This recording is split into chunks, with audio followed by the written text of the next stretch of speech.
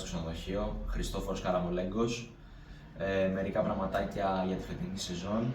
Κατανοώ ότι έχετε πολλά στο κεφάλι σας, οπότε δεν έχω καμία απέτηση από εσάς να θυμάστε όλο τον ένα απ' έξω. Απλά μια μικρή θερμή παράκληση. Όταν θα έχετε πελάτης και θα ζητάει την οποιαδήποτε αλλαγή σε κάποια από τα φαγητά μας, πρώτα θα έχετε σε μένα και μετά θα δίνετε το OK.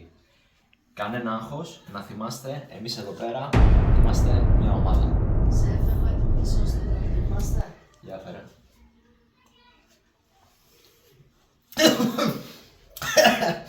Να την πετάξω.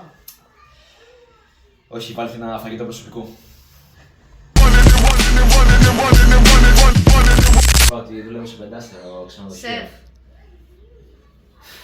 Έλα, τι είναι.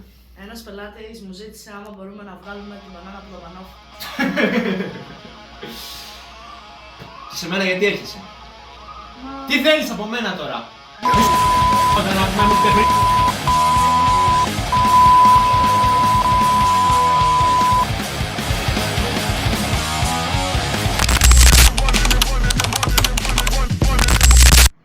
Καλημέρα σας. Καλημέρα, θα θέλατε.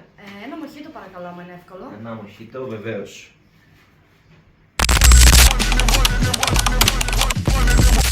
Καλημέρα σας, τι μπορώ να Θέλω κάνω. ένα μοχίτο με passion fruit, όχι όμως λικέρι έτοιμο πουρέ.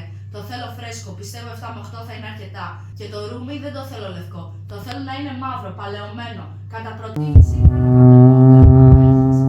και αντί για σόδα,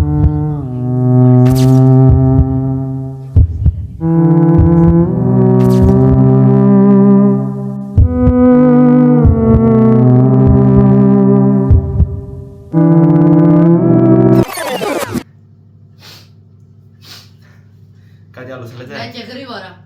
Μάλιστα.